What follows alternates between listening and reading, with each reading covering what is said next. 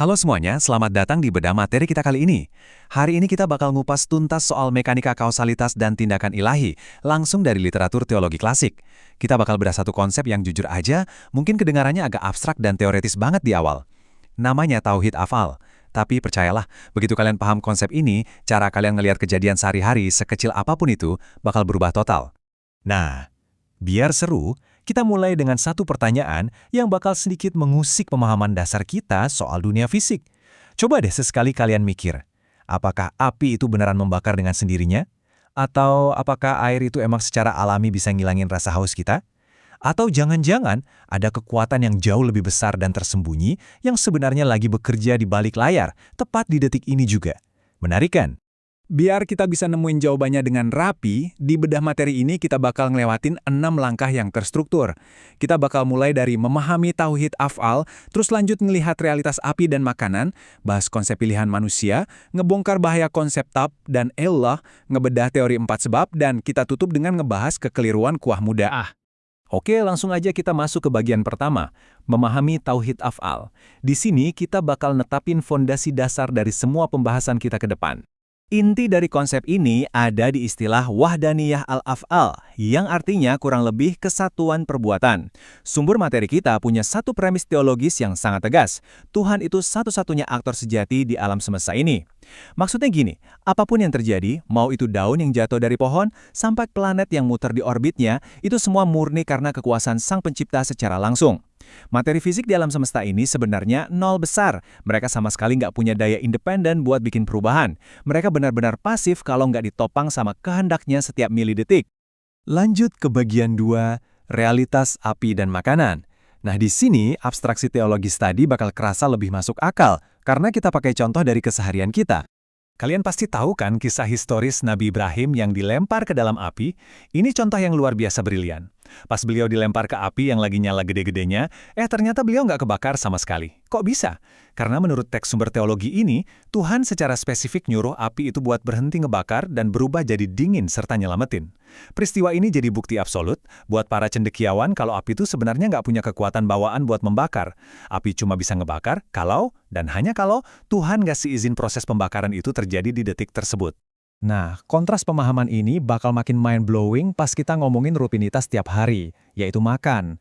Kalau kita lapar terus makan sepiring nasi, otak kita otomatis mikir, oh nasi ini nih yang bikin gue kenyang. Padahal, realitas teologisnya ngebongkar habis asumsi itu.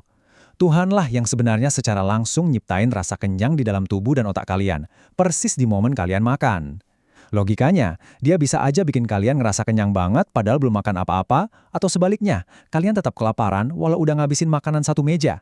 Jadi, makanan itu sendiri posisinya benar-benar netral dan nggak berdaya. Tapi tunggu dulu, kita masuk ke bagian 3, konsep pilihan manusia. Ini pasti jadi teka-teki di kepala kalian sekarang. Kalau Tuhan lakuin semuanya secara mutlak, terus kehendak bebas manusia di mana dong? Sumber kita ngasih jawaban yang sangat presisi lewat konsep yang namanya pilihan juz'i atau pilihan parsial. Memang benar, kekuasaan mutlak atas hasil akhir itu sepenuhnya milik Tuhan. Tapi manusia itu dikasih semacam kecenderungan atau ruang buat milih secara parsial. Celah inilah yang bikin kita tetap punya tanggung jawab. Karena kita dikasih pilihan juz'i ini, ujung-ujungnya kita tetap harus mempertanggungjawabkan perbuatan kita secara moral. Ini ngejawab banget pertanyaan kenapa kita tetap harus ikut aturan, hukum, ngerjain perintah, dan kenapa konsep taubat itu sangat relevan meskipun energi buat ngelakuin tindakannya murni dari kendali Sang Pencipta. Sekarang di bagian 4, kita bakal bahas sesuatu yang agak berat, bahaya tabeh dan ilah. Kenapa sih teologi ortodoks itu nentang banget pandangan-pandangan lain di luar tauhid af'al? Jadi ada dua pandangan filsafat yang dikritik abis-abisan di literatur ini, tobik dan ilah. Tobik itu argumen yang bilang kalau benda-benda itu bergerak murni karena sifat alaminya sendiri dari sananya. Nah, kalau ilah itu, teori tentang penyebab bawaan yang otomatis maksa sebuah efek terjadi tanpa butuh campur tangan Tuhan secara langsung. Biar gampang bayanginnya, kayak kalian ngerakin jari yang ada cincinnya. Gerakan jari kalian itu secara mekanis otomatis maksa cincinnya ikut gerak, tanpa ada jeda. Kaku banget kan? Dan taruhan di perdebatan ini tuh tinggi banget teman-teman. Ngasih atribut kekuatan yang 100% independen ke alam itu dikategorikan sebagai kufur oleh para ahli teologi. Kenapa bisa sebegitu fatalnya? Karena secara nggak langsung, pandangan ini nyiratin kalau Tuhan itu kehilangan kudrah atau kendali mutlak atas ciptaannya sendiri. Kalau kita mikir alam itu bisa jalan mutlak sendirian, itu sama aja nganggap Tuhan tuh cuma jadi penonton pasif di alam semesta yang dia ciptain. Nggak masuk akal kan buat teologi ortodoks? Lanjut ke bagian 5, teori 4 sebab.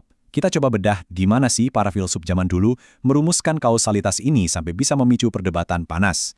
Dulu, para filsuf suka banget pakai analogi tukang kayu yang lagi bikin ranjang buat ngejelasin 4 jenis penyebab alamiah. Ada fa'ilia, yaitu si tukang kayu itu sendiri. Terus madiyah alias material kayunya. Lalu suriyah, yaitu desain ranjang yang ada di otak si tukang. Dan terakhir khoyah, yaitu tujuan dibikinnya ranjang itu, ya buat istirahat. Secara logika, ini kedengaran masuk akal banget buat ngejelasin dunia kita. Tapi ada teguran keras dari sumber kita.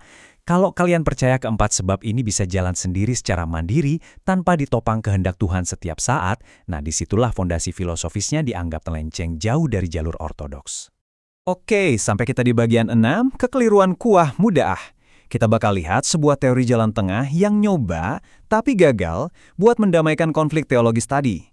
Buat nengahin perdebatan tadi, kelompok Mu'tazilah munculin ide yang namanya quwwah muda'ah. Mereka bilang Tuhan itu menanamkan semacam daya atau kekuatan internal ke dalam ciptaannya. Ibaratnya pas alam semesta diciptain, Tuhan ngasih semacam baterai yang udah dicas penuh ke dalam benda-benda kayak air, angin, atau api. Terus setelah dikasih baterai itu, benda-benda ini bisa beroperasi secara mandiri pakai energi yang udah dititipin tadi. Walaupun ini kedengarannya kayak jalan tengah yang bagus, tetap aja ditolak sama aliran utama. Bedanya, literatur kita nggak mengkategorikan ini sefatal pandangan para filsuf tadi. Gagasan quwwah muda'ah ini diklasifikasikan sebagai bid'ah aja, bukan kufur. Kenapa hukumannya beda? Karena kelompok Mu'tazilah ini tetap mengakui kalau Tuhan memegang kendali tertinggi.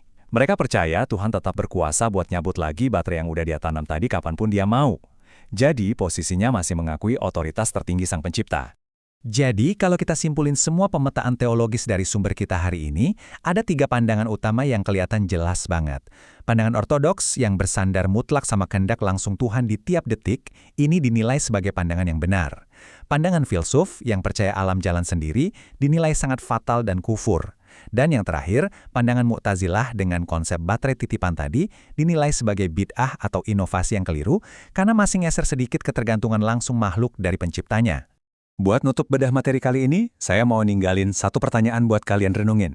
Kalau setiap efek fisik di dunia ini, bahkan hal sepele kayak api kompor yang ngangetin kopi kalian pagi ini, atau makanan yang ngasih energi buat badan kalian, ternyata bergantung 100% pada campur tangan langsung Sang Pencipta di setiap persekian detiknya. Gimana realitas itu mengubah cara kalian bersikap dan ngerasa bergantung padanya di setiap tarikan napas? Bikin merinding kan? Makasih udah ikut mikir bareng di materi ini. Semoga obrolan kita hari ini ninggalin sesuatu yang berharga buat kalian. Sampai jumpa!